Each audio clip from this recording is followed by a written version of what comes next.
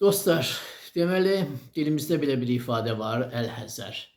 Ərəbcədən keçmə bir sözdür. Yəni məsələn işlədirlər ki, yaltaq adamdan əl-həzər. Yəni uzaq dur, uzaq ol, saqın, bax bu mənadadır. Və bu gün həm təbim gəldi, elə yolda yazdım belə tələsik. Gəldim evdə köçürtdüm. Ümumiyyətlə yaz aylarında, xüsusən baharda, baharın ilk çağında çox şeir yazıram. Yəni statistika aparmışam. Ən çox şeirlərim demək olar ki, yaz fəslində yazılıb. Bu da ictimai məzmunlu bir şeirdir. Əl-həzər. Ümumiyyətlə bizdə belə işlərdə əl-həzər, aman aman, uzaq dur, uzaq ol, əl-həzər. Neçəsi var bu millətə qənimdir.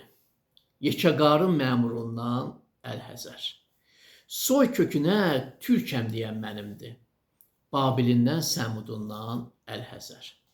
Sual olub 24 saat əylən, ayaq altda palas təki sərilən, gündə 1000 yol, o yüz, bu yüz söylən, yaltağından, sabunundan əl-həzər.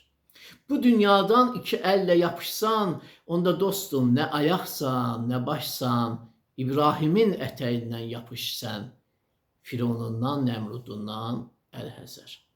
Əbu Süfyan dinə yamaq olubdu, Muaviyyə lənətullah olubdu, Yezid isə cılğı günah olubdu.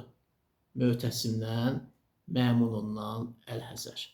İki cahana Mustafa nur saçandı, İmam Əli haqqa qapı açandı.